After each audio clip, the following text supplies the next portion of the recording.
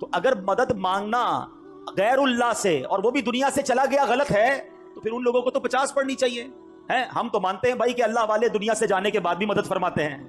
تو اب یہ سمجھنے والی بات ہے کہ یہ احادیث میں ہے. اللہ کے حبیب فرما رہے ہیں کہ مجھے حضرت موسیٰ نے کہا کہ جائیے واپس عرض کیجئے. تو اس کا مطلب یہ ہوا کہ اللہ کے نیک بندے اور انبیاء تو سبحان اللہ، انبیاء، صحابہ، اولیاء اللہ کے کرم سے یہ دنیا سے پردہ فرمانے کے بعد بھی مدد کرتے ہیں.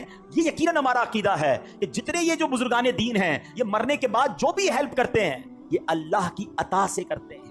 یہ ہمیشہ یاد رکھیے، بِإِذْنِ اللہ، اللہ انہیں یہ پاور دیتا ہے اور وہ رب کی عطا سے کسی کی مدد کرتے ہیں. ہر نبی، ہر ولی، ہر صحابی وہ محتاج ہے رب کا، رب کسی کا محتاج نہیں ہے. تو اگر یہ عقیدہ ہے تو اس میں کوئی پرابلم نہیں ہے اور اس میں کنفیوز ہونے کی بھی ضرورت نہیں ہے. بہرحال میرے میٹھے اسلامی بھائیوں، اس واقعے کے بعد کچھ بڑے عجب واقعات بھی ہوئے جو نارملی آپ نے نہیں سنے ہوں گے. کہ ایک سفر معراج کے بعد نبی پاک علیہ السلام گھر آئے.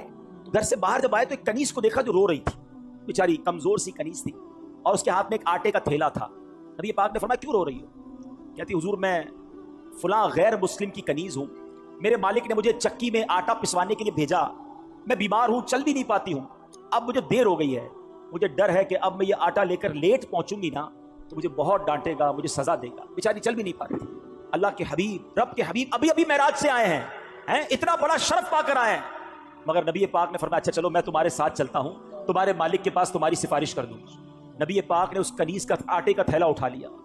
تھوڑی سی دیر رکتا ہوں، مجھے اور آپ کو کوئی بڑا مقام مل جائے تو اب غریب تو گئے نا، ان سے ملنے کی کیا ضرورت ہے بھائی، میرے تو تعلقات کدھر ہیں، میں تو فلاں پروگرام میں جاتا ہوں، مجھے تو ادھر بٹھایا جاتا ہے، میرا تعلق بڑے لوگوں سے، آپ پرانے دوست، غریب رشتہ دار، ان کا کیا کرنا ہے؟